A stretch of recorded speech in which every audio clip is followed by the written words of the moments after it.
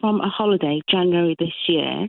I did fly first class because I was treating myself, and the gentleman in the aisle seat next to me was pleasuring himself. I brought this to all the crew members' attention. They kept saying to me they didn't know what to do. They've never encountered anything like this before. They offered to move me. They got all my stuff and I did go and move. But where they wanted to sit me was a really small place compared to where I was. And when I got back... So, sorry, when you say a really small space, Rosie, you mean a small pod. Yeah. A small first-class seat?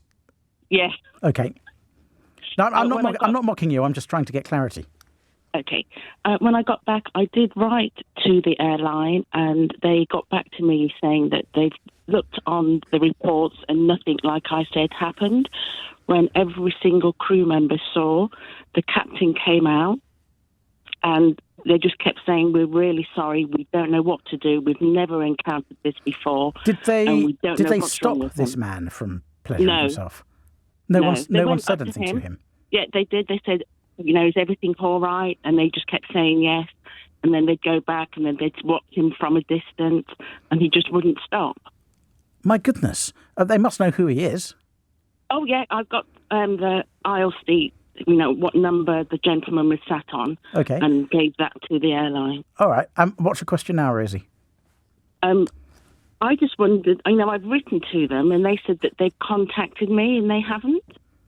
Did you ask them? I contacted their PR company and I said, they said that we've written to you, we've given you an explanation, but I've received nothing. So have you asked them for a copy of the letter and said you didn't get it? No, I haven't. So do you think that's what I should do next? I think that might be the best thing to do. Okay. How did this make you feel? It ruined the first part of the flight home. But gave you a good story to tell. It did. Are you going to be flying first class again, Rosie? No, never. Okay. Tell me where you were flying from. I was flying from Thailand to Dubai. Where? Oh my God! I can't believe I'm actually going to ask this, but where in Thailand? Where you think? Yeah, I know. You're not going to say the word, are you? We'll leave it to people's imagination. I think just write back or contact the airline again and ask for a copy of the letter that they sent you. I mean, it's all very strange, and I'm surprised that the airline didn't get the police there to greet the man when when I was about to say when he got off. I'm trying to think of appropriate phrases now. When he left the plane, when he disembarked.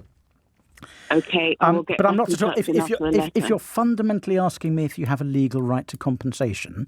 Is that really what you want to know? Not compensation, no. It's just that I said this is what happened, and they're saying nothing happened at all.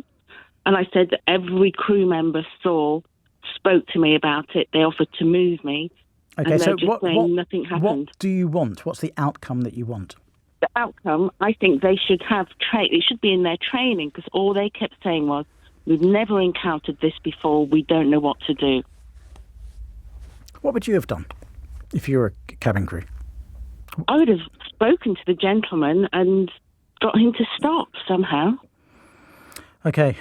Well, I'm not sure, and I fully appreciate you're not phoning about this, Rosie.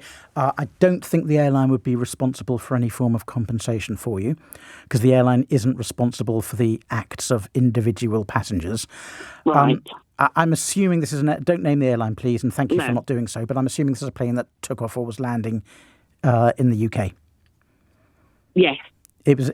Well, you said it took off from Thailand, so it was landing in the UK.